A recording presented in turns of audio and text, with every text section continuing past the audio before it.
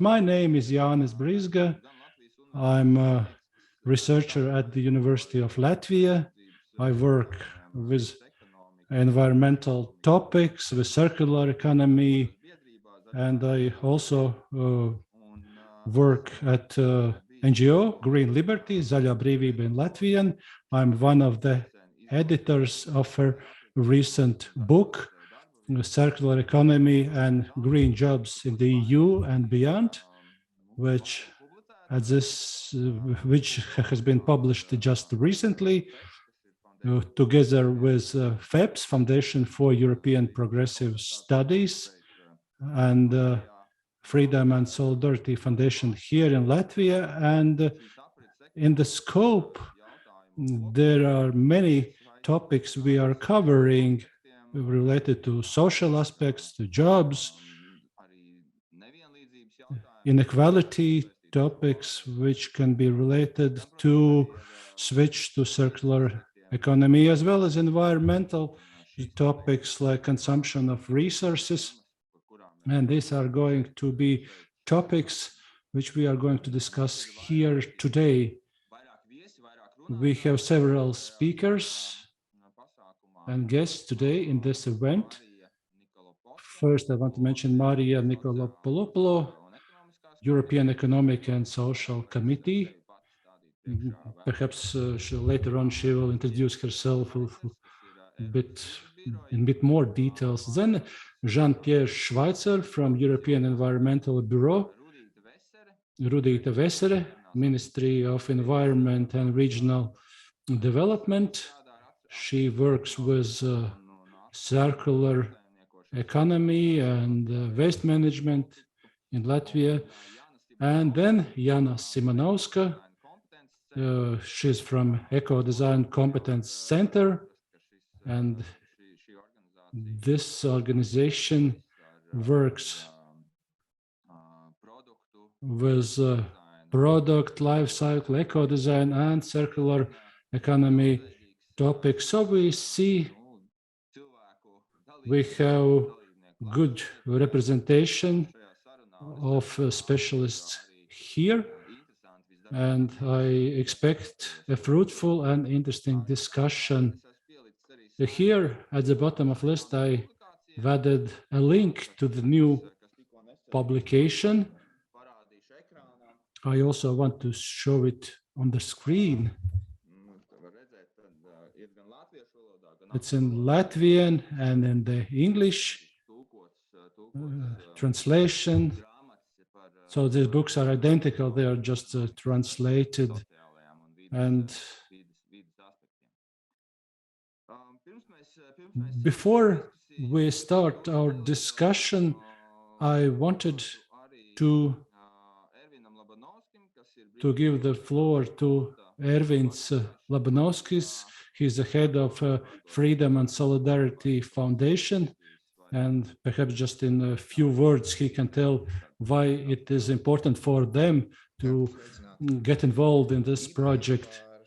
Greetings to all. The idea about this publication came to us 2 years ago when, together with European Progressive Studies Foundation, we started to discuss circular economy. Initially, we wanted to concentrate on the packaging and different alternatives of choice, but then we decided that we wanted to go wider. Freedom and Solidarity Foundation, our pillars of work is democracy, environmental protection, and economy that provides benefit to all members of society. And when 2 years and more ago we followed climate change, we understood that we cannot go as we did until then. Consumer approaches do not work, and we are heading towards catastrophic events. So we have to change some things. We have to change things, how we manage things, how we live, and circular economy is providing solutions to several of questions related. When we agreed about this publications. Two big crises had not started then. COVID was not there, and war was not there. I mean, Ukraine, Russian war. And these two crises, I would call them like really impactful crises for humanity, not only made this publication untopical, but they made this the book even more topical. War, what happens in Ukraine, aggression of Russia, shows that our existing economies are too dependent on authoritative economies that supply us with fossil fuels, and circular economy is one of the ways which provide us with answers how to solve topics. The book is in English and in Latvian. If you want to have a printed copy, please write to us at Freedom and Solidarity Foundation, and digital links are available in our homepage, so you can download yourselves. Thank you. Thank you, Ervin, for introduction. Let's go on. I have prepared few slides which I wanted to share with you. Just initially, a short introduction to our listeners. So just we are on the same page in understanding what we are talking about.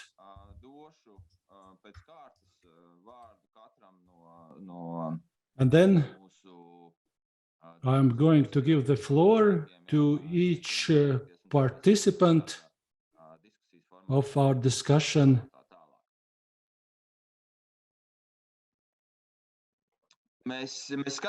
So when we follow last few decades, say last 40 years, we can see how our society globally in Europe and in Latvia, how dependable we are from natural resources. And this dependency increases all the time, depending that we are investing lots of activities. We perhaps change the materials largely or the resources that we use, but generally the consumption of resources is rather high. And all of the forecasts that we see with regards to the future towards 2040 or 2050, we see that as the increase of population continues to take place and as our welfare continues to increase, there will be positive developments in the consumption of resources. So that means that we will continue consuming them. And the current or up to now efficiency measures have not been successful sufficiently, and certainly the consumption of resources will result in the increase of waste and also the pollution. Increasingly, critical resources and materials are being discussed, various precious metals, and this is also very important in relation to the energy transition, which is another significant transition process that is taking place across the globe, especially in Europe. As we transition from fossil energy resources and start increasingly using renewables, we arrive in a situation where we increase the consumption of resources even more, the consumption of various critical materials in the terms of the wind and solar energy. We also use biomass, and certainly this has its own environmental and social risks, both in the context of biodiversity and other risks. So any types of producing energy certainly impact the environment and the consumption of resources. And these two transitions, both the energy one as the circular economy one, I think it should be viewed together in a common context so that we avoid substantial errors in this regard. The ideal situation that we would like to see in the future is that by 2050 we need to significantly decrease fossil resource consumption. We need to meet our climate goals. And we need to decrease or stop using, and of course replace them with other resources. Mineral resource consumption also needs to be limited. They cannot be renewed. For sand, for example, this is discussed increasingly because in many territories, in many regions, we will perhaps in the future be talking about the lack of such resources, and they are important for consumption because they will become limited. And renewables need to be used to the extent that they can be renewed. An acquaintance recently told me that we can't shave hair more than they grow, right? So it is very important to limit the amounts of these available resources, and we need to strike an equilibrium of the ecosystem's abilities to provide us with these resources that are vitally important for our everyday prosperity. We need to increase recycling and reuse of resources. And also in this regard, it is important to not degrade resources so that they can be recycled or reused without giving up quality. Increasingly, what is being discussed is how could we reduce various types of pollution and the arrival of waste in the surrounding environment without jeopardizing the ecosystems and their ability to absorb these resources. Waste needs to be reusable. In the long run, this is also a very important condition. If they, for example, need to be biologically reusable, and so that they don't stay in the environment for a long time. If they are outside of this economic circulation cycle, or they need to be inert enough. Another important aspect is the social matters, the availability of resources and their distribution among various social strata in the society. And also jobs are of importance. So in this book, we talk a lot about jobs and about the fact that frequently political forces show circular economy in a very, so to speak, pink and romantic environment so that it will shape new jobs. But researchers in turn are quite skeptical how many and how quality, what will be the quality of the jobs that will be created. We need to look at how we will change these business models and the approaches in order for this circular economy to be integrated successfully in the social economical labor market. Unfortunately, if we look at the reality, the vast majority of products cannot be biologically degradable. We have quite a lot of toxical materials and the intensity is quite high. And we are very, very far from the ideal situation that I am talking about here. And certainly, circular economy cannot provide universal solutions to all problems. We still have the second law of the thermodynamics. In other words, we still need to consume some kind of resources, and some kind of resources are lost during this transition process, and we need some kind of resources to run the circular economy in the first place. This is not the eternal engine that can recycle or reuse anything as much and as fast as possible and as more as possible and so on and so forth. So we need to think about how we reduce the use of resources. And I think this is a very important precondition in order for our circular economy to be sustainable. A couple of figures regarding Latvia so that you can understand our context better. In Latvia, what we have is a relatively high consumption of resources per capita. Maybe this isn't the freshest, the newest data, but this is the trend that has carried on. Economic crisis reduced it, but still it is an upward trend nevertheless. We spend a lot of resources, use a lot of resources per capita. This is largely related to the bio sector, and this is what the result is. But the resource productivity in the Baltic states is generally quite low as compared to Europe. This is, in other words, how high of a value added can we create by using 1 ton of resources. So this is the indicators that we see for Baltics, and they are some 3-4 times smaller than the general EU average.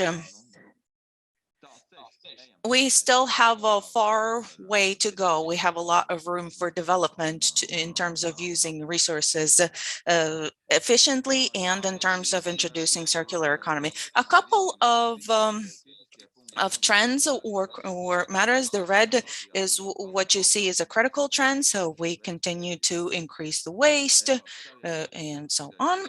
We perhaps have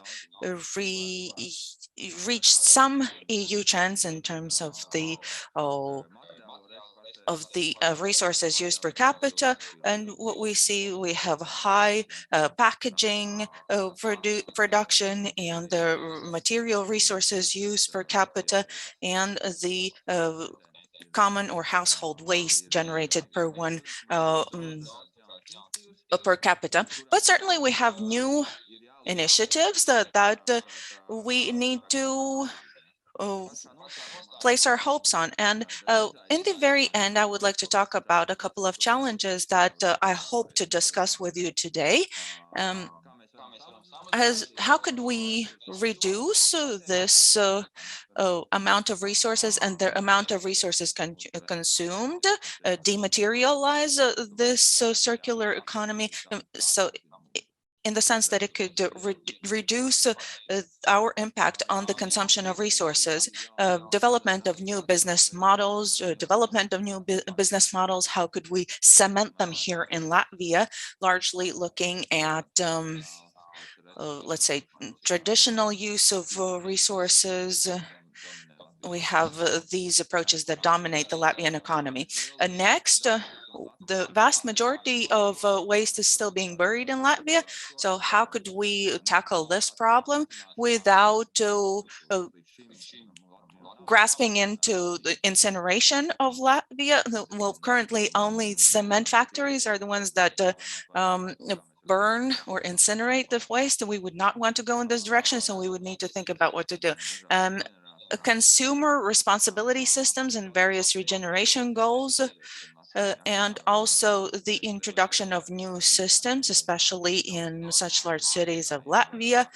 For example, multi-apartment buildings. How could we develop their motivation to sort waste and to decrease the amount of waste? Because currently, this common responsibility sort of diminishes this individual responsibility. And then also the introduction of a PAYTH system. This was largely what I wanted to emphasize in this regard. Let me step back a couple of steps and to return to our common list. And now I would like to open our discussion, our conversation. And perhaps we could start with Maria. Maybe she could provide us or give us an EU perspective in terms of the context of this circular economy, and then we could perhaps go into the discussion part of this meeting. Lovely, and thank you, Yanis, and congratulations on your work. I hope this book really has a long journey ahead. There is a lot of discussion, a lot of bibliography, and a lot of information when it comes to circular economy, sustainability in terms of materials, in terms of plastics mostly. But we don't have enough information on the impact, on the social impact, on how this will affect jobs, for example. So your work is highly appreciated, and we will also make sure to give it as much visibility as we can. So my name is Maria Nikolopoulou. I'm a member of the European Economic and Social Committee. I'm representing in the committee Comisiones Obreras, which is the largest trade union confederation in Spain. And I'm a member of the steering group of the European Circular Economy Stakeholder Platform. You also referenced the platform in the book, which I also would like to thank you for that. Now, for those of you who do not know the ESC, I will briefly put you in context. It is a consultative body of the European Union. It's the house of the organized civil society. So we have representatives from different organizations from each country, business associations, trade unions, but also a huge variety of other civil society actors coming from the Consumers Association, agriculture and fishery, people with disabilities. So we have a huge range of different profiles in the committee. So basically our job there is to issue opinions and to debate on the different legislative proposals of the other EU bodies. We distribute ourselves in different thematic groups, and within the study groups and the works that we're doing, we analyze the future proposals and we try to come up with opinions with as much consensus as possible and bring this added value of having debated among the different stakeholders the proposals and find, let's say, common ground. Now, when in 2015, the Commission presented the first circular economy package, one of the proposals that we did from the committees is to create a sort of a platform where we can bring the stakeholders together. It was there from the very beginning. We felt it was important that this transition goes hand in hand, comes with a different, with a change of how we do things, no, in a more collaborative way, in a way that we have to create different ecosystems that they need to be together so that we can progress. So in 2017, we started this joint project among the ESC and the Commission, the circular economy, the European Circular Economy Stakeholder Platform, which is a virtual platform that precisely does what we had in mind, no? It brings people together to discuss on the needs and the challenges of the circular economy, to share best practices so that we can all learn together and accelerate the process, to build synergies so that we can scale up the initiatives.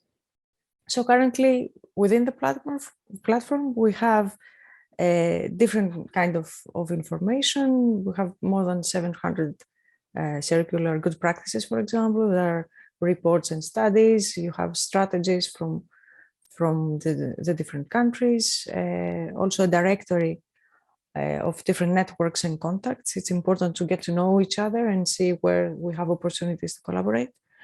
And a place where you can also promote any circular events and bring more people into the discussion. Of course, I mean, apart from the website, of course, since it's an online community, you can also engage and follow on Twitter, on LinkedIn, or subscribe to the newsletter. Now, one of the things that I think it's important on the systemic change that we need to make is the governance of our projects and how we work all together. We very much believe in the ESC that we need a peer-to-peer and a bottom-up approach on the transition. So for us, it was very important how we build the platform. For example, apart from the steering group, which is more on a political level, on a higher level, where the ESC and the Commission participate sort of to organize the works, not to organize, to put the framework together. The actual work is done by the coordination group, which has representatives from 24 different civil society organizations, like think tanks, research centers. And this is what makes it so special compared to other initiatives, especially coming from the institutions, that it's inclusive and the door is open for everyone in the civil society to get involved and participate. Now, for the following years, the works of the platform follows a little bit, goes in parallel with the proposals of the Commission. In the following months, we will be focusing a lot on digitalization and sustainable design, for example, how to drive consumers' behavior and circular procurement, which is another tool to boost circularity, sustainable product and design. And we will also focus on the social enterprises and circular businesses, which was also one of the models that is mentioned in the book, and that I think it's very important to highlight. We will also speak about value chains in the food systems and construction and textile, which is also going to be one of the following on the next sectors on the scope of the Commission. Of course, biodiversity and climate has to go hand in hand. And finally, we will bring together cities and regions as a cross-cutting discussion. Now, these 24 people of the coordination group that I mentioned, they work together with outside collaborations as well. They meet regularly to have like informal discussions on different topics so that they can end up on a more structured way, present online events, which we call circular talks, to debate openly and to come up with solutions that they can be then shared with the community, but also with the co-legislators, and to bring forward more proposals. So we've already held the first EU Circular Talk of the year on circular packaging. And our next one is planned for the 17th of May on procurement and measuring circularity. It's important to start collecting and thinking of different indicators. Now, all these discussions that we hold throughout the year, they basically pave the way to our flagship event, the annual conference that we hold. We've just had one in the beginning of March this year, that more than 1,000 people attended, which is usually a 2-day conference co-organized by the Commission and the ESC. That precisely brings together people from all over the world. Now, with the pandemics, we had to change it to an online version, which gave it more opportunities to people to participate, although we lost a little bit this networking part that we always look in the platform to bring people together. And it's an opportunity not only to listen to the future plans of the Commission and the state of play of the circular economy implementation, but also to hold thematic and practical workshops in the different areas.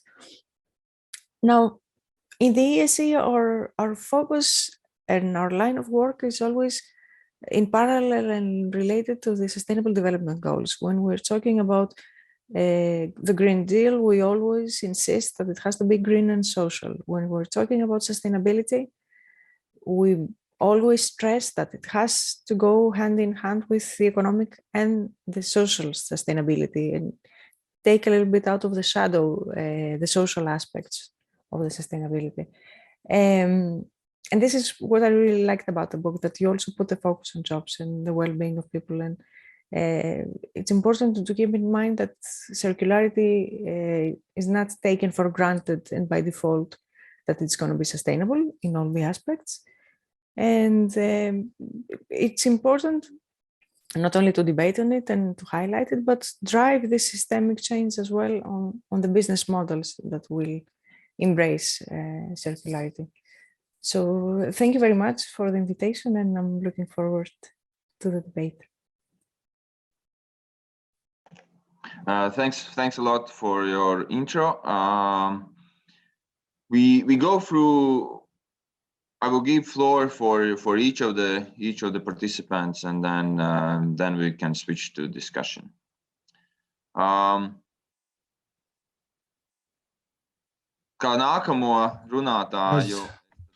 The next speaker, I'd like to invite Jean-Pierre from European Environmental Bureau. Perhaps you can introduce yourself shortly, tell shortly about EEB, and tell us how you as organization and you as individual work with circular economy package here in Europe, and what's your evaluation of all this process, please? Yeah, thanks, Yanis. I just want to make sure that everyone can see my slides. Okay, you see them correctly? Okay, fantastic. Firstly, thanks, Yanis, for inviting me today. I've started to have a quick look at the book which I'm launching today. Lots of interesting chapters. I haven't had a chance to properly read it yet, but I will definitely do this. And it's great to see work being done on this topic. So really just to quickly introduce myself, my name is Jean-Pierre Schweitzer. I'm working in the circular economy team at the European Environmental Bureau. If you don't know the EEB, we are the largest federation of environmental NGOs in Europe. We have around 118 members. We have two in Latvia, Green Liberty, obviously where Yanis is from, but also the Latvian Fund for Nature as well. And we are present in all EU member states, but also some non-EU countries like Ukraine, Serbia, and some others as well. So really, I think what Yanis, you asked me to speak about today is the new circular economy package, which was launched last Wednesday. So I will give some information about this, what the new measures mean, but I will also try to really make a link with the social topic, which is the focus of your book, because I think this is maybe interesting and we can have a discussion about it afterwards. So today I will just give a bit of an overview about EU product policy in particular, because this is really the focus of this new package which was launched, give you some background information, explain what's in the new package, give some political messages about what we think about the proposals, and then, as I said, make a link with the social issues. So to get started, what I've tried to do in this slide is really represent, I don't think it's completely exhaustive, but represent the current state of play in terms of EU policies touching on products. And as you can see, there are really a lot of different measures covering almost every life cycle stage of products and many different sectors. We have like waste legislation, like the Waste Framework Directive, the WE Directive, which is for electronics, the end-of-life vehicles legislation. We also have some regulations, like requirements, which are set on products to come onto the European market. a good example of this is the existing Ecodesign framework, which applies to electronic goods. The new batteries, we have a batteries directive, but there is a new batteries regulation, which is currently being negotiated. We have a number of different voluntary schemes, like the EU Eco-label or the Green Public Procurement criteria. And then there is, of course, chemicals legislation and some limited, I would say, incentives schemes, like the VAT directive, by its link with environment is quite small. And we also have some tools for measuring the impact of product environmental footprint. So there is a lot happening already on in terms of product policy, but what I would say is that so far it's quite inconsistent the way the measures are applied to different sectors of the economy, or what measures are available. So good examples are the textiles or furniture sectors, where there are very little measures in place for the time being, mostly just voluntary schemes. But other sectors, for example, white goods like fridges, you have really quite a comprehensive set of measures in place within the context of eco-design in particular. We, as the EEB, we've always seen a great potential in product policy, in having different types of instruments, whether it's regulations, market incentives, information schemes, EPR, public procurement tools, in creating a change, a shift in the market from, let's say, less efficient, more consuming goods towards more consuming, less consuming and more sustainable goods. And this is really what's we've tried to represent in this figure. You can imagine that slowly eco-design measures, so regulatory requirements on products, this is what we have today with white goods. They remove the worst performing products, the least energy efficient products from the market. But other measures like the EU energy label or the EU eco label will draw consumers to the better performing products. This is a little bit what has been now proposed. So in the Green Deal back in 2020 and 2019, sorry, and the Circular Economy Action Plan, which was published in 2020, the EU committed to apply this kind of product policy framework to a wide range of products, almost all products on the market. And they particularly made the commitment to broaden the scope of eco-design, so the potential to set minimum market requirements on products so they have access to the European market. And we were, of course, very excited about this, because we've seen that so far the eco-design framework has been quite a successful tool. It's expected to save around a third of the EU's climate reduction targets to 2030, so 1/3 of the 55% reduction target. So it's really quite a considerable tool in terms of our climate goals. This new framework was finally published last week on Wednesday. There's probably around 1,000 pages of documents being published all on this day. So it's I cannot say that I have read everything yet, but I have tried to go through some of the documents, and with my colleagues, we have been reviewing everything and trying to understand what exactly is the Commission have proposed. But I will give you an overview of the main things today. So I would say there are 5 really main documents within this proposal. One of them is the Sustainable Products Initiative, which is really like a kind of communication document.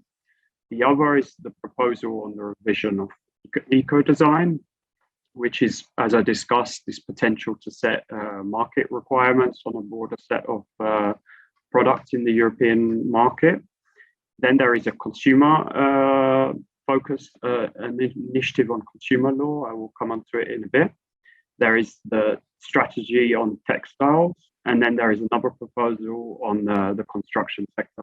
So I will now look at each one of these initiatives in a little bit more detail and try to give you our reflection on what we think these new measures could mean and why they are important. So to get started, firstly, the Sustainable Products Initiative. This is really, so you understand, it's just a communication document, so it's not a legal instrument, but it really sets out very clearly the intentions of the European Commission and the EU in terms of product policy, and it explains how the EU intends to enhance the product policy framework. And we think this is quite a good thing based on what I've already said. In the past, the framework on product policy has been a bit inconsistent, and now we are seeing something which is more comprehensive. From our side, what we miss definitely is a reference to social sustainability. Actually, originally, we expected this to be part of the proposals which were published last week, but this has been taken out. I will come on to this issue a bit more, but it's something which comes up several times. Now, regarding the Ecodesign revision, as I said, this means that in the past, we've only been able to set eco-design requirements for energy-using products like fridges and washing machines, and also industrial products.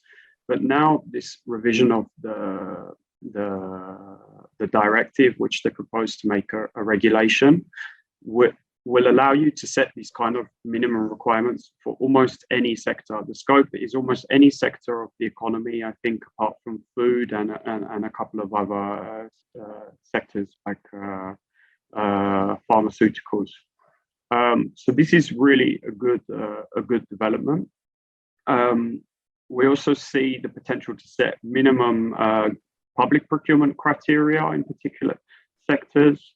Also, the idea to establish a digital product passport, which could be a useful tool for conveying information about products. Something which we were expecting to see was a ban on the destruction of unsold goods. This is a practice which there's been quite a lot of media attention given to this, particularly from big online platforms and fast fashion brands who destroy the goods they do not sell or which are returned. But actually the Commission didn't propose to ban this practice, but just to create an information requirement. There's also ongoing support for voluntary agreements in the proposal, and so far we've seen that the existing voluntary agreements do not perform that well. For example, the one on printers has not been working very well. But this is just a quick overview of the measure because it's a very long document and it's worth having a look yourself. Now I'll quickly speak about the consumer legislation. I try to do this quickly because I don't want to take too much time, but really this is not new legislation which was proposed in this consumer initiative, but rather some amendments to existing consumer laws, the Unfair Commercial Practices Directive and the Consumer Rights Directive. And what the Commission proposed is some measures to prevent greenwashing, but also to provide more information and ban some planned obsolescence practices. Overall, it's quite good what they propose, but there are maybe some missing aspects, and at this stage we really need to analyze this more to understand what the measures mean in practice and how easy they will be to apply. The textile strategy is the last one I will speak about. I won't cover the buildings strategy just in the interest of time. So the textile strategy, again, it's more of a communication document, but it sets out the EU's vision on applying circular economy principles to the textile sector. Some good things we think about this communication is they really highlight the issue of fast fashion, also the link between the fossil fuel sector and creating textiles, notably polyester. And they proposed the potential to set eco-design measures for textiles, to introduce harmonized EPR, so extended producer responsibility for textiles across Europe. Again, we see the social aspects are missing from this proposal. So this is something which we really expected to see, notably because this is a sector where there are it's very known, I think, sector for having issues in the supply chains, but also in terms of waste management and the way in which trading practices happen between suppliers and some of the big clothing brands. And also maybe making a link to what Yanis's point was in his introduction, is throughout these measures, we don't really see a big focus on reducing consumption overall, which I completely agree with him. This is really what the circular economy has to be about, on reducing our resource use in absolute terms. And this is not really yet part of the I would say, the European vision on circular economy. Now, I just wanted to quickly make a link with jobs, because obviously this is the focus of the book being launched today. So there isn't a big focus on jobs in the proposals, but if you look into the impact assessment for the work on eco-design, this was one of the factors they consider. They do not come up with a concrete figure of how many jobs they expect this new circular economy package will make, but they do refer to several existing studies on the relationship between jobs and circular economy, with different estimates, some more positive, 4%, some a bit less, 0.3%, some negative, actually, -8%. So maybe this is something Yanis, I'm sure he knows literature better on this, but than I do. But they also refer to the existing job creation of the already existing eco-design framework. So there, they predict 324,000 additional jobs by 2020. And 400, so we should already be there, actually, because we are in 2022. Time is going fast, and 430,000 additional jobs in 2030 from the existing eco-design framework. But we have to consider what kind of jobs, what quality of jobs, the conditions people are in. And this really brings me on to my last point, which is this aspect, which I've tried to reiterate, has been missing from these proposals, and it's about the due diligence and social sustainability, which we were really surprised to see missing from the proposals from the Commission, and it would be good to hear your reactions on this, if you think this is like a core part of what should be included in the circular economy framework. From our perspective, we think there's a big potential to use product policy, incentives, different kinds of market tools, minimum requirements, to go beyond and also encourage better performance on due diligence and social performance than will be set, because there is ongoing work on due diligence in different legislation. But this legislation will apply to businesses, not their products. So it's a bit of a different perspective, and we think they can be complementary and work together. And a last point is that when all these new rules for specific sectors are made, there will be dedicated studies on those product groups. And I think having these dedicated studies and the research which will go into looking at, I'm making it up, but jeans or t-shirts or furniture packaging, there will also be a potential to look into issues like the job creation potential. What are the hotspots in terms of due diligence issues within the sector, or in terms of extraction, in terms of handling the waste from products? And we don't get this in standard due diligence legislation, which focuses on all businesses in a very horizontal way. So we really think this is a missed opportunity from the proposals, and it would be interesting to hear from you about this as well.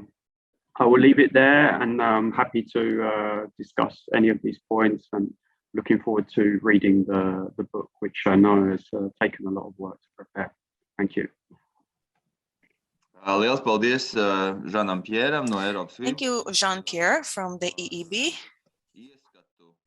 about the green,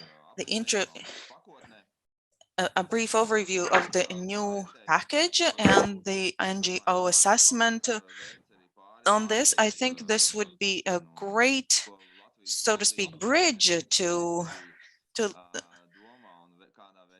build onto the next part in terms of the Latvian government, and in particular the Ministry of Environment and Regional Development, who that could give their perspective. So now I will give the floor to Rudita Vesere. Yes, thank you for the speeches and for what has been told so far. So let me briefly outline the perspective of our ministry. And firstly and foremostly, let me begin with this. These notifications and announcements provided by the EC on the transition to the circular economy, both in 2015 and 2020, outlining the potential development and what has taken place and where we're heading next. This certainly helps greatly. And I would have to say that in 2020, Latvia confirmed or approved its first plan for transitioning to circular economy. We have a lot to do in this regard. While developing this plan, we consulted stakeholders, and I wanted all sectors to take a look at this plan and the society at large. This is also one of the tasks included in the plan, namely, how do we shift this paradigm of the society's thinking? And the key elements here included in this transition policy, they are related with the challenges that arise from the normative documents that were mentioned that the EC presented last Wednesday, and I assume that still need to be gone through because this vast amount of pages and documents will require time. There are the key things that are challenges, but I would like to encourage everyone to think about them as opportunities. And as we know that if the society is not encouraged to come up with new solutions with radical steps, then they will probably put it off until tomorrow. But then again, we have to look at the general situation and the availability of resources. We cannot wait until tomorrow. So the key things that we have included in our plan and which are proven to be important, then then we have to talk about our approach to, for example, the amount of waste. And regardless all of the measures taken, despite the measures taken, it has increased. And I would like to encourage also to think about waste not only as a valuable resource, but also to talk about the fact that they are not only could be, they are valuable resources, and to look at things that can be done differently about how long we use things, how we use them, how they can be recycled, and do we choose them in the first place? And therefore, we need to think about various instruments, for example, green procurement, to better tell what do we give preference to, priority to. This is a challenge that is related to the industrial symbiosis, but it has been proven that this can be carried out with great results. But then again, we need to think a little deeper and look farther, not just what we have here today, but also what can be done further on. So therefore, we could have this eco design and eco label and to see whether we have done anything efficiently and why we are doing this in the first place. Izstrādājot šos jaunos produktus, And it's important when we develop these new products also to see the aspects which are concerned with wools, circular cycle starting with mining, then there is also recycling, repair, which allows to prolong the life durability, so that we also can produce new values. This reusability and repairability, we see that there is a potential for new jobs, for social entrepreneurship. At the same time, it is also important to understand how do we evaluate environmental aspects in social entrepreneurship. If we have programs that are supporting with tax policy such as social entrepreneurship, then it may not be enough that they do something extra, and it's very important to have motivational tax policy so that system could be established, and which also leads to paradigm shift in society behavior. And this relates how these new jobs are created. And I think this book is very useful because it makes one think how we create jobs, what are requirements, the new challenges, the new approaches also require to change requirements we have for new employees. It's important how do we evaluate how these jobs develop. Is that only new jobs, or those are green new jobs? So I mean, but this motivational jobs, normally we understand that green entrepreneurship is everything which relates to waste, waters, renewable energy, waste processing. That is entrepreneurship which needs to be done, but it doesn't mean that all employees that work in this sector that they have green jobs. So it's important to also to see at other companies which are usually not treated as green entrepreneurs, but they can perform these green jobs. For example, environmental specialists, which allow to better introduce eco-design principles, to think over tasks, to evaluate sustainability. Because if at a business there is a environmental sustainability specialist and they are in the marketing department, then hardly it's going to be real sustainability. Most likely it's going to more how to sell products best. So it's very important what are these new skills required from these employees.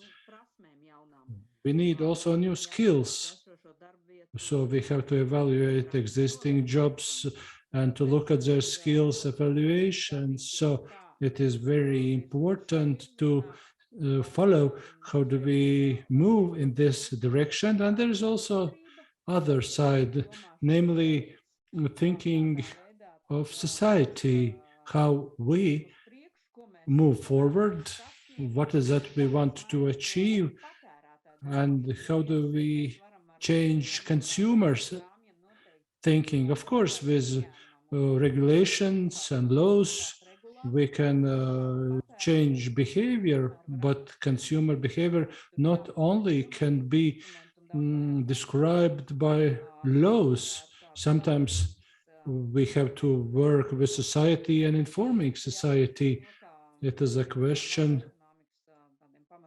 One of Kane, one of founders of microeconomy, if something changes, I change my opinion. What is it what you do? Thank you. I tried to outline our vision. Yes, thank you, Rudita, for your vision and ministry's point of view, if I may say so. Next speaker is Jana Simonovska, Ecodesign Competence Center, and Jana will introduce herself. Jana is one of the persons in Latvia who has been involved with circular economy for quite some time and has a wide view on these topics. Jana, the floor is yours. Thank you to Jānis, and thanks for inviting me. I'm very glad that this book is published. I already listed through the book in the English, and I thought, pity that it's not in Latvian, and today I learned it's also in Latvian. I think it's very important so that these notions, concepts, ideas are available also in Latvian, so that people could understand better. Shortly, a few words about me. My professional experience is related to circular economy. How I studied environmental science, and I started to work with environmental impacts assessments. I understood that I want to change some things. We know environmental problems. It's not enough to know these problems. Then next, I studied environmental engineering, and my doctoral dissertation was on eco-design. So I thought if we know problems, if we can create solutions, then we are able to solve them. This is why Ecodesign Competence Center was founded. There are experts joining forces. We work with these topics and also eco-design topics and green procurement, and we propose solutions. I understood that we know problems, that we know solutions. It doesn't mean that these are going to be implemented. And then I started to work at Vidzeme University of Applied Sciences. I'm a lecturer there. I study people behavior and policy impact on people behavior. We need not only to know problem, not only to know solutions, we also need to know how can we achieve that society is ready to implement these solutions. And speaking of circular economy, we speak of linear economy so far. Economy has developed in the linear way. Economy developed in order to achieve economical goals and also to become life better. So it's profitability, it's convenience. And what we want to do now, we want to change this, that society that developed in this way, direction of convenience and profitability, we want to know them be energy efficient. And the question is, how can we do that? How can we change society? The problems we discuss now, they are known for quite some time. In 1972, in MIT, there was a book published, Borders of Growth. That was 50 years ago. And we are speaking the same things pretty much.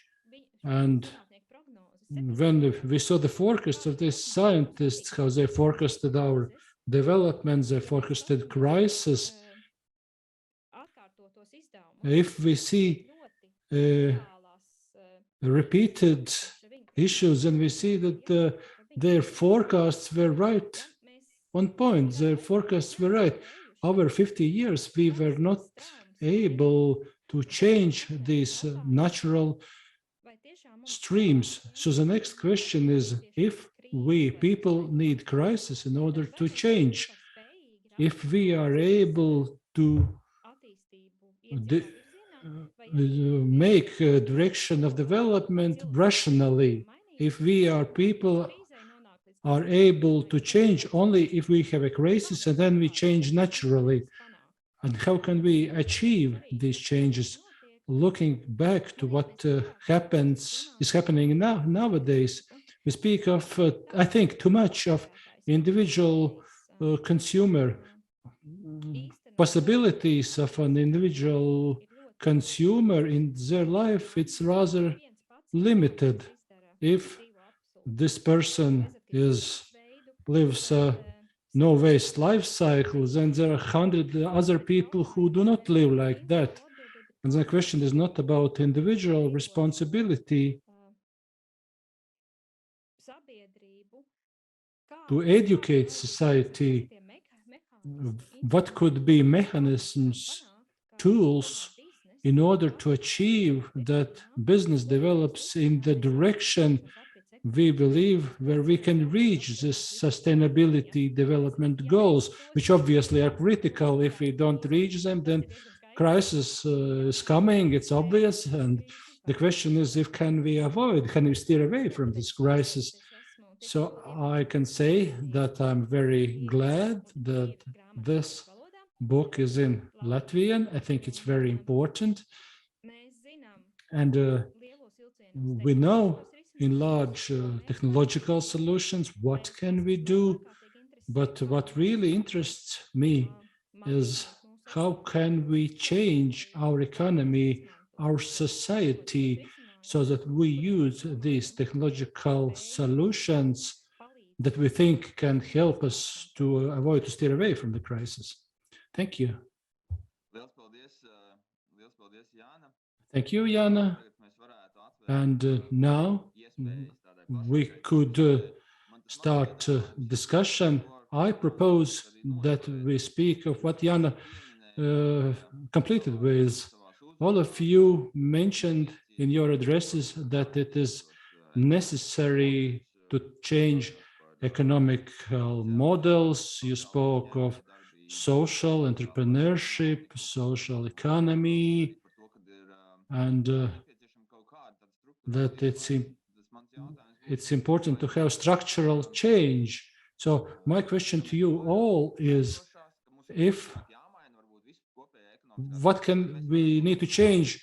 So economical system or circular economy aims can be achieved within existing economic model in which we live, and we call it capitalism. Does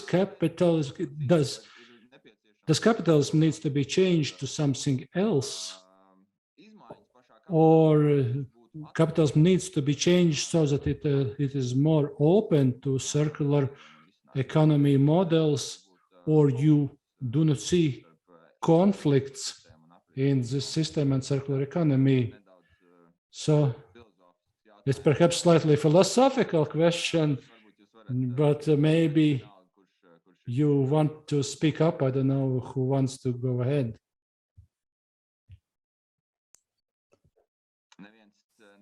May I? Nobody would like to talk, would start. Oh, Maria. Yes, it's quite interesting as a reflection and as a debate, and it always comes up in this kind of fora when we discuss if capitalism can be reformed, if we can change, but change everything so that we can keep everything as it is, basically. Personally, I believe that we will never get the full potential of any transition, or the circular one, if we do not change some structures.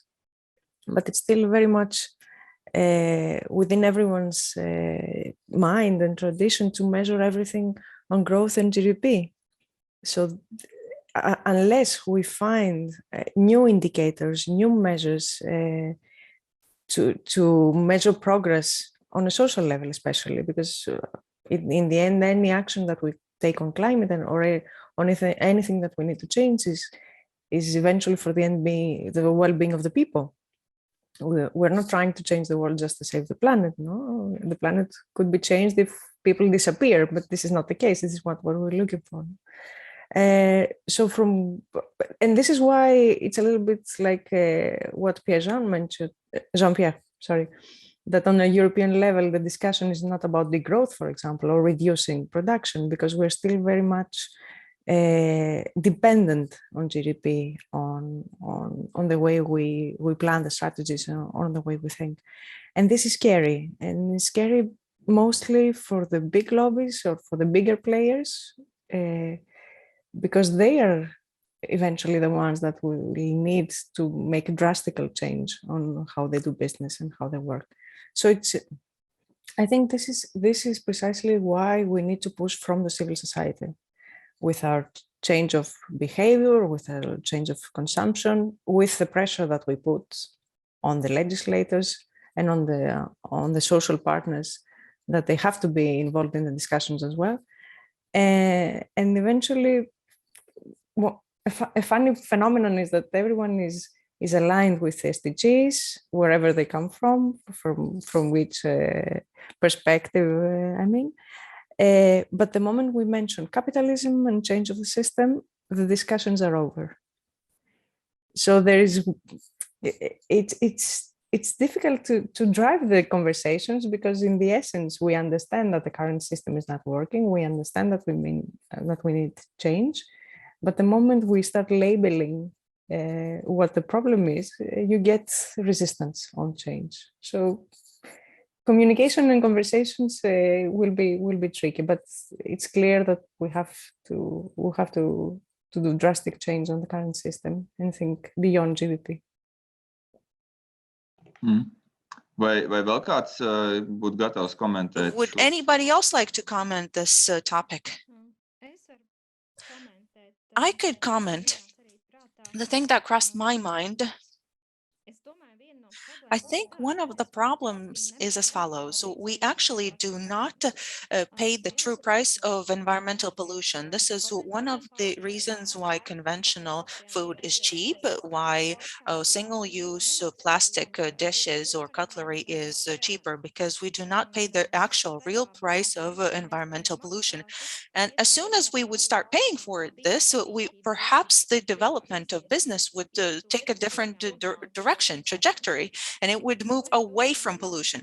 Another thing that I think is, I think the social dimension is also very powerful, because when I first read the documents on circular economy for the first time, I saw that the jobs were mentioned frequently. But the question is, what kind of jobs are we talking about? And another question is, how much do we pay for this? And what is the actual price for this?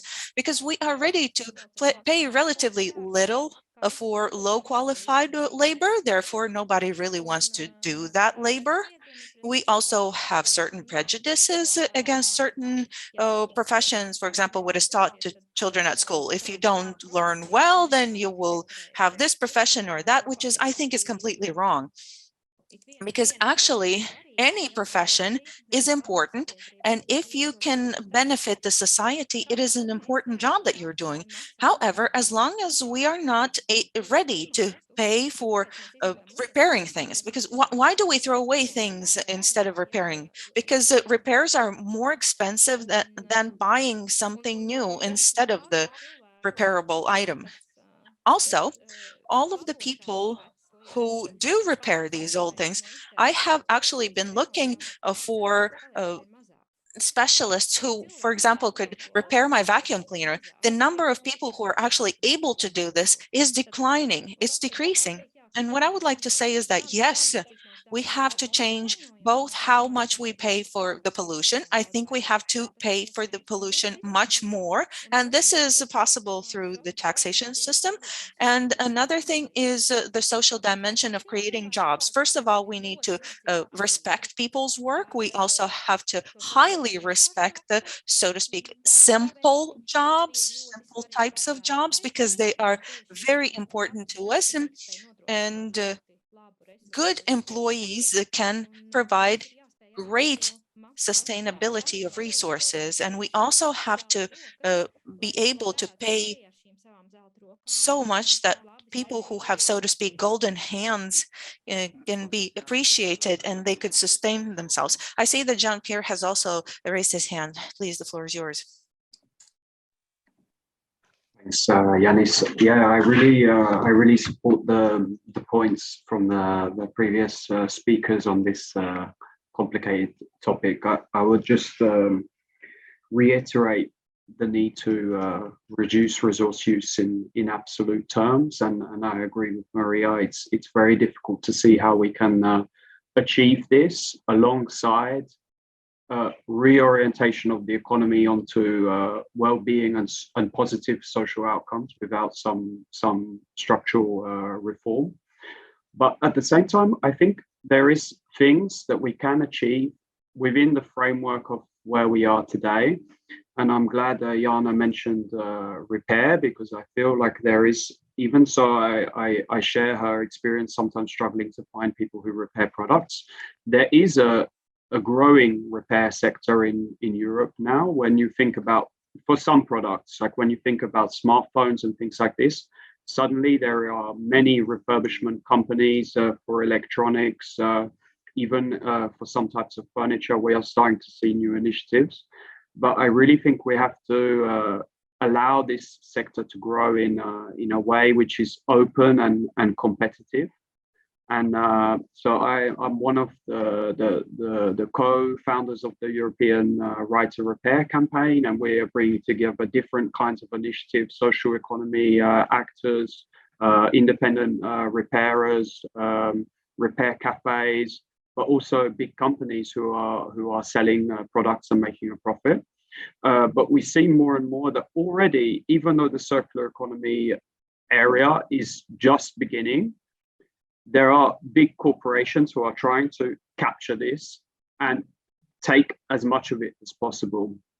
And this is really worrying, because we really feel that when it comes to repairing products, the most likely way for someone to repair it is if the market is open and competitive.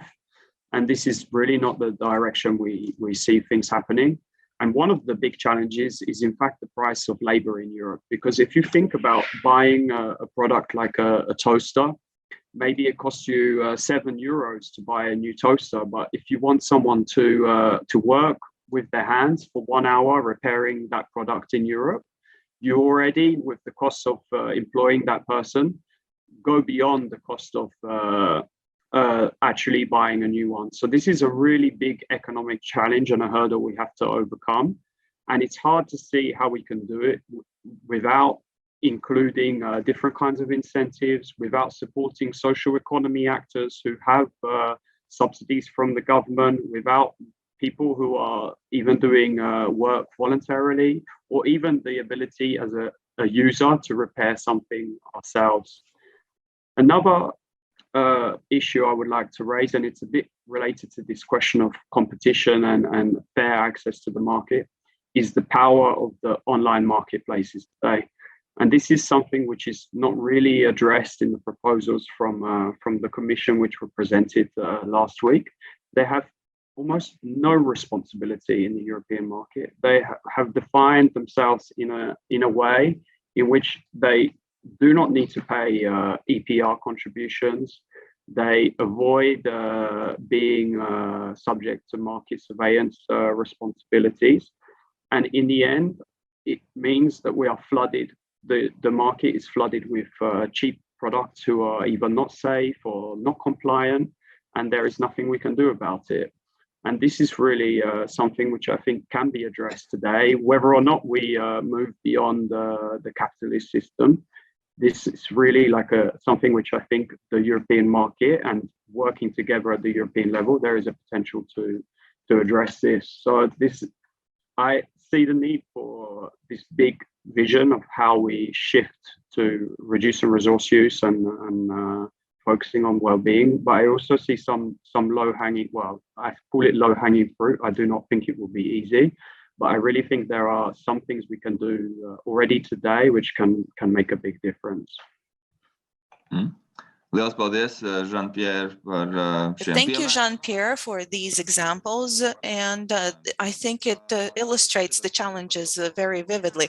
Judith, I also see your hand raised. Yes, I wanted to contribute and add to all of this that one thing is certainly this voluntary opportunities and so on, but another is a binding condition, binding terms. So we need to work in both directions, both the producers that need have requirements determine that products need to be repairable and recyclable, and the entire cycle needs to be assessed. And this could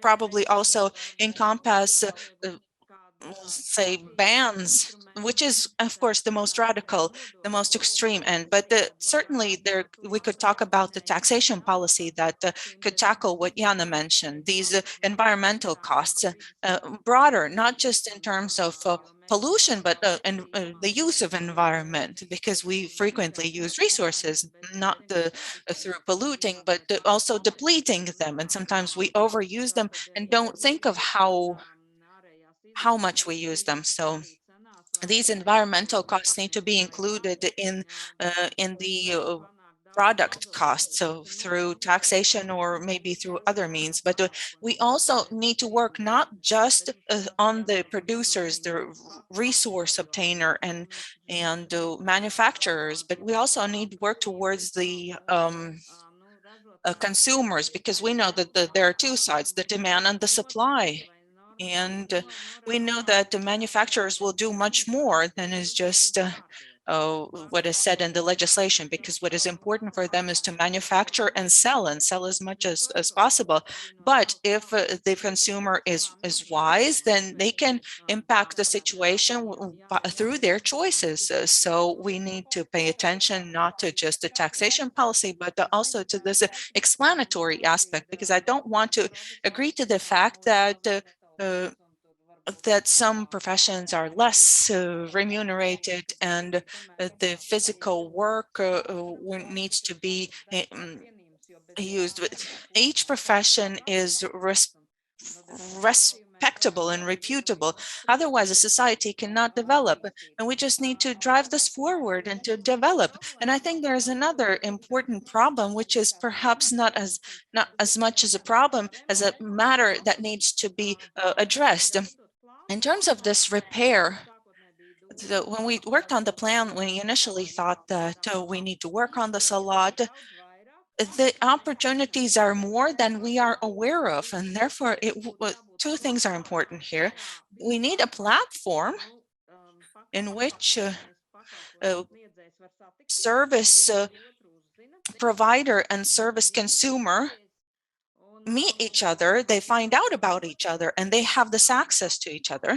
And another thing is this positive experience, which could, in the shape of know-how, move forward of what can be done, how it can be done. And we have quite enough of this experience. But the question is can the society, does it know, and do we each know about it? And now this requirement through eco-design, products should be repairable. And this is where we could work with manufacturers' responsibility systems, and through expanding them. We should also employ taxes in terms of not just use compulsory bans, to make sure that products can be used and repaired, not like it is as currently it is with the mobile phones, that you can use it for about 2 years, and then you want it or not, you need to buy a new phone. And then also we need to explain so that consumers understand that when they go to the store, and this hair dryer that is that costs only 7 or 10 euros, but they will be able to use for a limited period of time, and then they won't able even utilize it, then they should kind of think about that. Maybe it is more beneficial to add a couple of euros and buy an item that they will be able to use longer, and they will have access to repair, and this will entail some kind of encompass warranties that will last longer, and so on and so forth. So this is very important, and this is what could really benefit this. Also, what I liked, what Jean-Pierre mentioned, these repair cafes, these creative cafes, because this movement is also progressing. People are interested, perhaps maybe not always to bring items to a repair, but sometimes they want to repair things themselves. They have to understand where to get the spare parts or whatever is necessary in the case. And if this approach is and this platform would develop, I think this would give a great impetus to development. But I just want to add that I completely agree to what Jean-Pierre said about his online marketplaces and online shopping in all areas, because they also have tax problems. This should be tackled by the entire Europe and one country cannot address this. Unfortunately, this problem exists. It exists in all directions, all areas, and has a very important place, because in the general system, it destroys many things in total.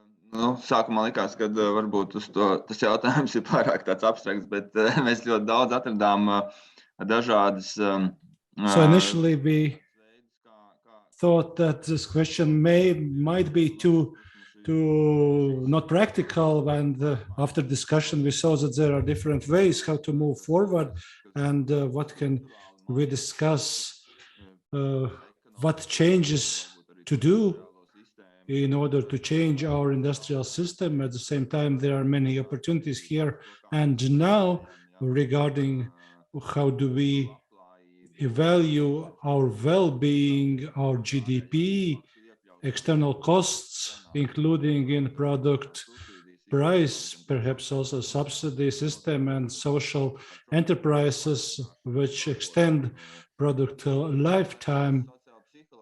And also there was a social psychological element mentioned, and the role of consumer in this process. I think that social psychology makes to be careful regarding consumer motivation, because we are discontinuing future gains, and today's gain is much more valuable to many society members as compared to the future gains. Especially in our Latvian society, we do not believe that things are going to become better, that we can trust producers or politicians or the retailers, and obviously this damages a lot our opportunities. Sometimes we think it's better to gain what is at your hand as opposed to something in the future. And this saying is not only, from the last years. It's, it's been around for quite some time. And Jana mentioned the structural changes in her address. As to power, we see that with increasing energy costs, the war in Ukraine, governments are actively thinking in whole Europe and also beyond Europe what we need to do to reduce dependency on Russian resources and also fossil fuels. And this also applies to Latvia. We think more and more that we need to develop wind parks and renewable energies to heat insulate houses. But of course, it's a late decision. We were to talk about that over the last 20 years. Things became more expensive. There's not enough time. Do you think that in circular economy, we can achieve successful gains in a planned manner tackling the things, or should we wait for a similar crisis, a shock, which helps us to radically change things? Are you optimists or pessimists, if I can put it that way? Rudīte, I think I belong to optimists who are down to earth. Since if we want to develop and how things were before, we also should look into the future even a little bit. Then we should, in a planned manner, to think of the goals and plan ahead, not only for 2-3 next years, but also see further as to climate plans and circular economy. 2030, 2050 would be our targets for planning. Since, you know, the steps are challenging and it's not easy to achieve, nevertheless, we should think in a timely manner, since only crises are the ones which help us to do things in a radical way and to find solutions. But to live only relying on crisis, I think that the war in Ukraine and pandemic showed that to think at the last moment, of course, solutions can be found, but it's not the right way. We should really look forward, plan forward. Maria, I think you want to say something. Yes, I'm also a born optimist. So born optimist and born unrealist utopic. I think we need to think on the possible so that we can move forward now. I wanted to go back a little bit, maybe fire the debate on the subsidies, which of course they are a very powerful tool, very much needed in certain sectors. And let's not forget that subsidizing certain products or certain activities come mostly from taxpayers' money. So, and many of them, they are the workers that they are broadly paid, some of them quite poorly. We have the working poor phenomenon for the past years that is growing immensely.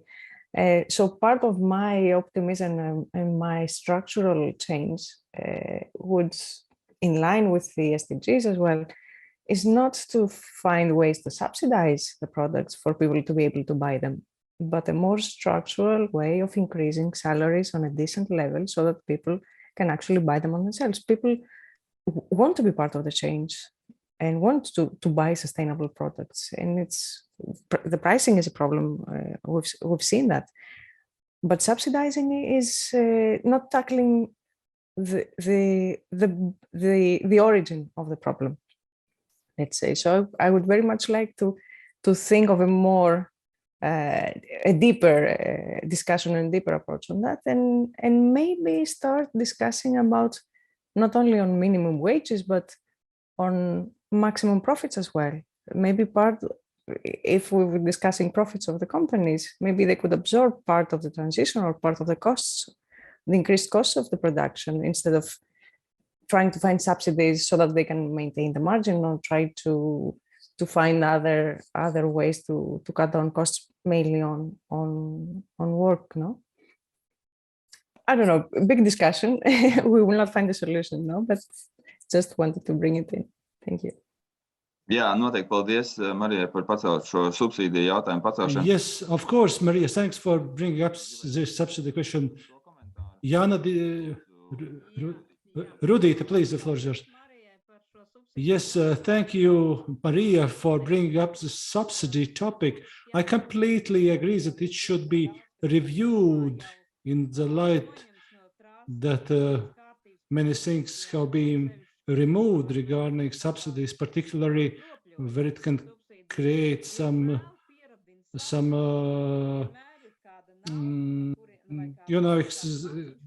market distortions, because some may think that there's always some purse where to take money from, and this does not allow to think ahead and to develop. And because this part of profit which Maria mentioned, it is proved that it can be done, and businesses individually and en masse should think, how can we do? Because if only we apply subsidies, businesses get used and people get used, that it's a way how to do things. I think it's really, it's right to do it in a timely manner.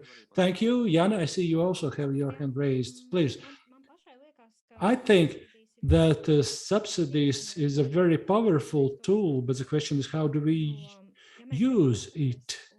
If we follow a specific sector in the Green Deal, it's important and it should be being subsidized, namely agriculture. Agriculture receives huge subsidies from society. And let's see how much Green Deal changes distribution of these subsidies. Unfortunately, lobbies are very powerful. And if you follow discussions, then agricultural sector has achieved that the new cap and distribution Green Deal is not mentioned as a basic principle, as a must, because the lobby has significantly impacted this. And subsidies have reached the fact, at least in Latvia, but also think beyond, that small farms, the number of small farms have decreased and the number of big farms have increased. And this is a question, why in the sector which is being subsidized by society, the subsidies cannot achieve, that direction is towards sustainability. And I think that in large, it's a question about democracy and lobby, and how can we achieve that policy makers, the louder is not the one who has larger availability of funds, but the majority of society. And society should create policies. I can bring up another example. How can we reduce plastic packaging in stores? Imagine there are many stores. One supermarket says that plastic bags cannot be used. What's going to be a result? That part of the people will just move to go to different retailer. We cannot demand that individual producer switches to such innovations and risks losing their customers. Such requirements should apply to whole sector as opposed to volunteers.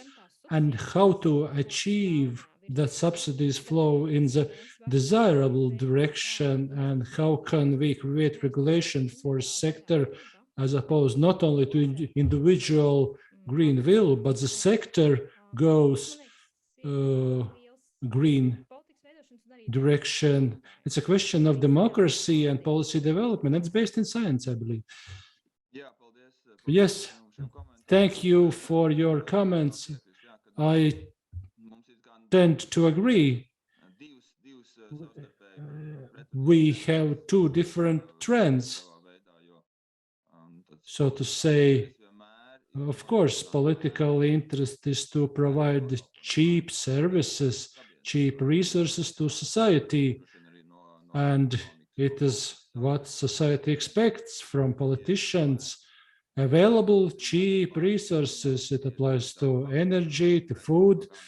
These are basic resources we depend on in a large amount, and there is a pressure to subsidize these sectors. It's a huge pressure to subsidize them, because without food we cannot, and power is integrated in all other sectors. So from one hand, we see that if we have cheap subsidized products, we do not worry. We are ready to throw out food and to use power without much caring about it. And it applies to other resources. On the other hand, we have to see where is this optimum price at which we are going to think about resources, to be careful, to be good users, and also in environmental economy, it's being discussed. There's a sustainability way. On one hand, we need to take into account these needs of society, need for food, need for power. On the other hand, we have biophysical ceiling related to availability of resources. How can we find ourselves in this sustainable corridor way? It's perhaps easier to calculate that theoretically as opposed to practical implementation. I see Jean-Pierre wants to say something. Thanks, Yanis. Yeah, I wanted to react to your point about how optimistic we were about the potential of the circular economy. And maybe I just share my experiences on discussing batteries, because there has been the ongoing development of the EU batteries regulation. And it's honestly a very difficult topic, because when we look at the data on batteries, what we see is that the demand for especially lithium batteries is going to increase, and it's going to increase so much that we cannot meet the demand for these batteries just through recycling and circular economy measures in the future. At the same time, the transport NGOs, so the environmental NGOs working on transport, are telling us that we need more batteries because we need more electric vehicles, because if we do not have more electric vehicles, we will have too much pollution in the cities and too many emissions from transport. And then at the same time, I'm hearing from the NGOs working on mining and extraction and different communities who are affected by new extraction projects, not just in developing countries, but also in Europe, because there are many new mines being opened in Europe, local communities who are worried about this and being affected. And they're saying, well, we don't want any new mines because this is destroying the villages and the areas where we live. And this, for me, it's a really difficult topic. And circular economy, of course, has to be part of it, because we can. It's a bit like your question, your analogy with shaving hair, only as much as it grows. We can shave off as much hair as we can with the circular economy, but the truth is, it's a very difficult equation to work out unless we reduce. It's the only way in my head, and unless someone has an amazing other solution which I haven't thought of, the only thing that I can think of that works is if we find a way to reduce or really focus on the areas of consumption which are most important. And I would welcome your reflections on this. Maria, you mentioned you made a provocative statement about maximum profits, but I don't think it's completely stupid, because another thing, when I've been watching the news lately about all of the oligarchs' yachts being seized, I really thought, like, wow, like, I'm being in the politics and the narrative around climate change today. I'm being told to kind of criticize my neighbor because he drives his car to work. Whereas in the background, there are people who are just in a completely different scale of consumption, which for me, and it comes back to our question about what is the low hanging fruit? For me, this is just like, okay, this is very simple. And I think politically, if you ask most people in the street, we might not be able to agree about whether or not we want degrowth or a certain type of capitalism or not. But when you look at kind of extreme wealth and extreme profits, for me, it's a no-brainer, and most people will agree with you about this. I don't know if it will solve all of our resource problems, but there is definitely a level of consumption which is kind of unacceptable. And it's before we get onto the difficult question of how do we manage our cities and do transport in a way which is sustainable. So I think being rational about consumption, saying, okay, what's reasonable, and setting a limit, why not at the very extreme level, and doing as much as we can with circular economy, but also having a view for reducing overall. It's something we have to do, and I don't see another way to square the circle, as some people say. Jā, paldies. Tad pacēla arī ļoti nopietnu jautājumu par šiem. Yes, you raised the very question about this resource consumption ceiling. We have certainly talked about this carbon footprint, what levels of emissions we create, and in terms of circular economy, we can talk in similarities. And also this disparity of resources in the society is great. And then we know that the 20% of the wealthiest consume about 80% of the resources. That's how it works. We have talked about equality in Europe a lot, and I don't really see how this European circular economy or other political processes would take into consideration these social standards. They are not really integrated in the development of policy. On these due diligence processes at, for example, product level. So I think this is an area, this is a topic where I do not see many political groups that would politically work with this. As Jean-Pierre mentioned this, probably the societal support would be quite large for such initiatives, but in the political realm, I don't see a great support. And then this turns us back to the capitalism question, this idea of us living and our development model being very liberal, and this limitation policy is rather minimal. How does this correspond to this European development model? We always seem to be trending towards this philosophical discussion. We perhaps have some 10 minutes more. Maybe we could discuss a little bit more on this. I don't see any hands raised, but perhaps a question that I would like. Did you want to give some input, Jana, regarding this?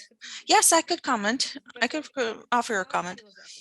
This is a philosophical topic. Unfortunately, it is philosophical because we know the technological solutions that we mentioned. We know what to do better. What we don't know is how to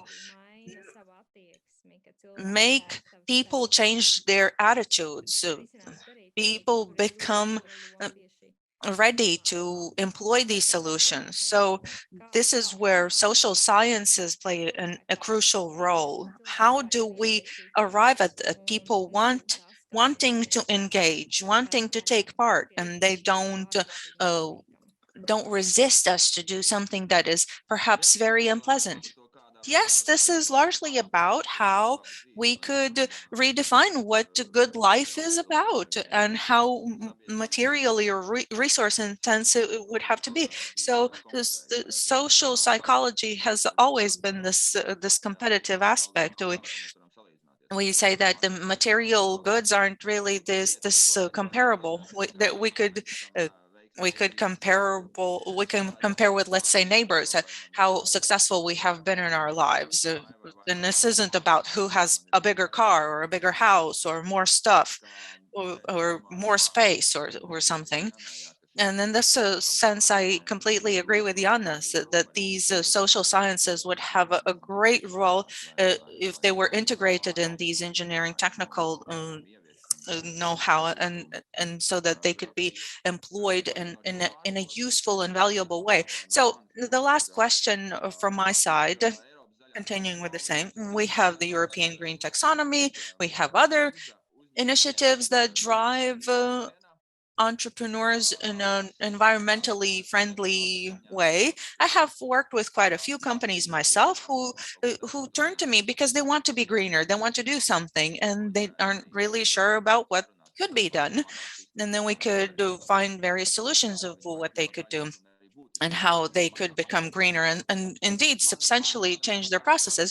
But what I am concerned about is that perhaps there's a situation when all companies will try to, so to speak, paint their facades green in a green color. And also this greenwashing aspect is very important. Maybe you could provide your input on how and what you think. What do you think we should do in order for us to not allow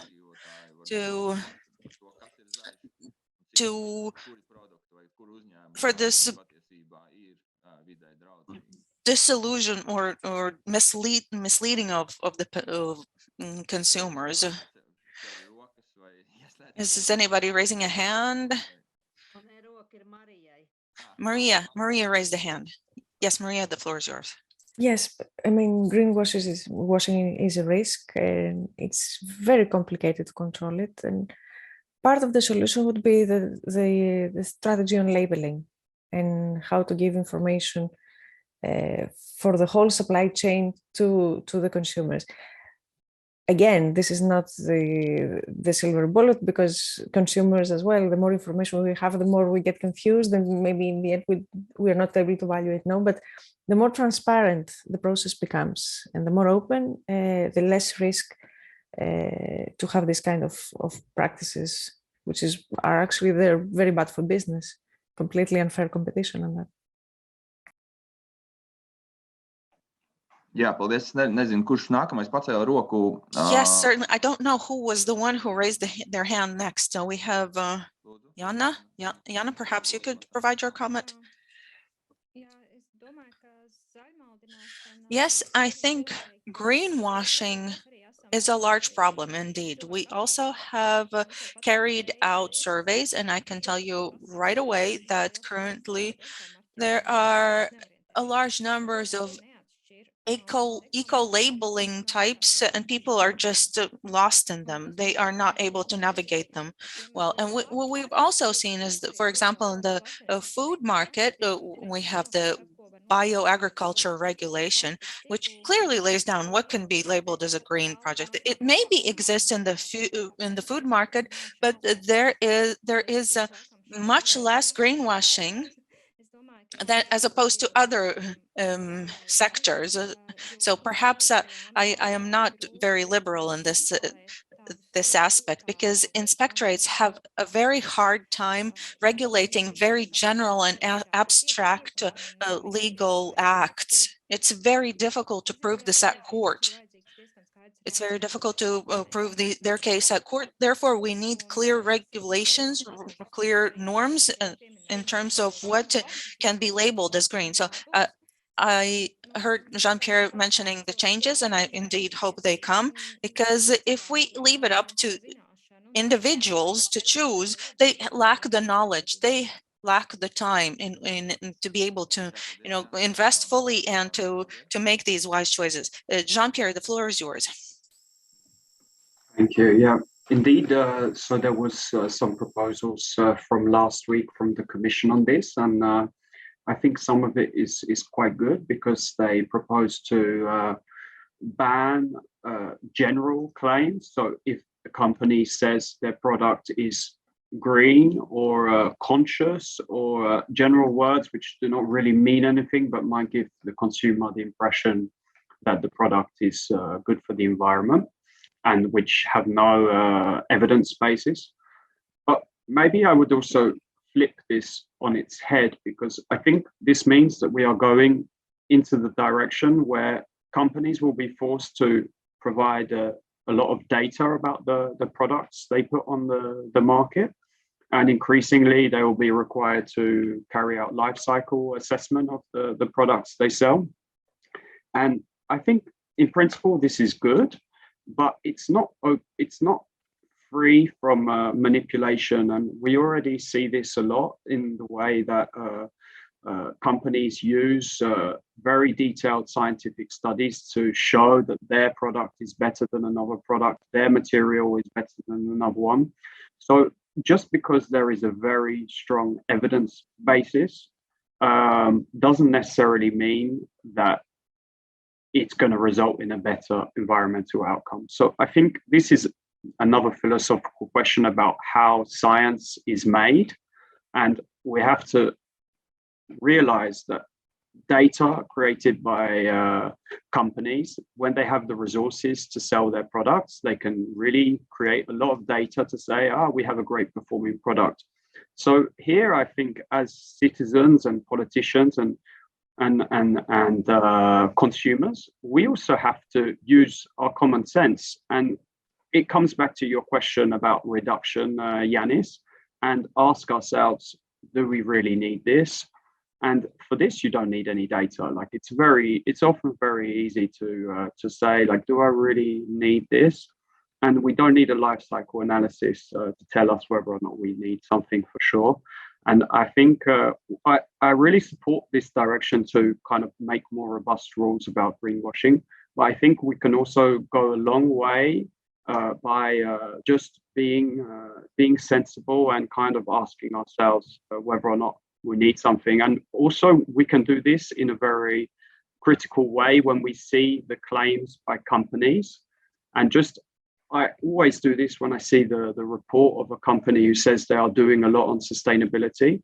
I really just ask myself two questions. Have they reduced their emissions or their resource use in absolute terms? Have they really done this or not?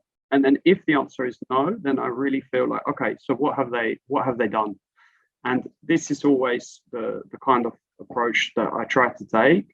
And it's not perfect, but I worry that if we go in the direction of we need more and more data, we will just get stuck in a situation where ultimately we know we need to reduce our consumption, but we will be constantly looking for the right methodology, the right indicators, the right scientific body, and this can take years. And we've already seen it happen with emissions, because this has been going on for a long time, and all the time the line has been slowly creeping up. So this is a big challenge, I would say, because we need new rules and regulations, but we also need common sense.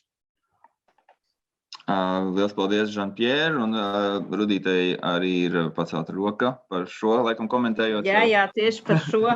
Jā, es jau sākumā teicu, tas ir jautājums par zaļmaldināšanu ir ārkārtīgi svarīgs, jo patērētājs ļoti bieži tam tic, kas rakstīts. The topic of greenwashing is very important, and consumers believe what's written on the packaging, and they do make choices according to this, even though there is no real link with environmental situation. It's only marketing. Like I said at the beginning, there should be sustainable development specialist in the business, and it's question to whom this person really reports to. If that's a marketing department, then it's clear it's going to be about marketing. And if you go to store, you can see there are labels. Environmentally friendly bag. And consumers think, yeah, it's good, I'll take it. I spoke myself to the stores, to sellers, and I asked, what is the basis for you to have this description? Do you have some specific idea or what? And they said, no, they just, we just can sell better. And I agree that number of data can make things more complicated, but so there should be requirement that things should be labeled. They agree to Maria 100% here, or what is allowed or is not allowed. What kind of information can be put on a product or added next to it. Then controlling institutions can follow up. If it's not so, then it's difficult to do follow-up, and the understanding is as follows. Why not? I think they are produced in an environmentally friendly manner. It can be thrown away or reused, and this is retailers' logic. So it's either there should be specific requirements on labeling or describing what labels can be applied according to which requirements. So, for example, voluntary labeling can be, if it is applied, then it should be applied voluntary across all Europe. So it is clear that wrong labeling is not allowed. Then we have this ability to follow up, and in order to avoid greenwashing, there are no other tools really to preclude this greenwashing. We know that science is based on applied sciences, on if there's a big business and they put they order research, then obviously it's going to influence research results. So yeah, this information is very important. We add. Thank you. Unfortunately, I should say that our time is up and 2 hours have been by. We have reviewed many different questions regarding circular economy, how it relates to jobs, and the development of different business models, as well as structural topics. How can we measure development overall? What is good life? Where are we going as society in whole? Where circular economy fits in all this? Repairability was mentioned. How can we extend product's lifetime? It's in a sense it's standing against the stream because resource consumption speed went in the opposite direction. We have goods which is of single use, and now we want these goods are of external use. So it considerably changes how we see the world and goods around us, and also what is the role of consumer in all this process, and how consumers and politicians are ready to look in the future. So these questions and topics are not really so simple. I think, of course, we cannot tackle in one discussion. I think if it was to interest of you, I think it also was interested to our listeners. I also wanted to say thank you to Maria, Jean-Pierre, Rudita Vesere, and Jana Simonovska for participating. They represent different organizations, and also a ministry was represented here. Thank you all.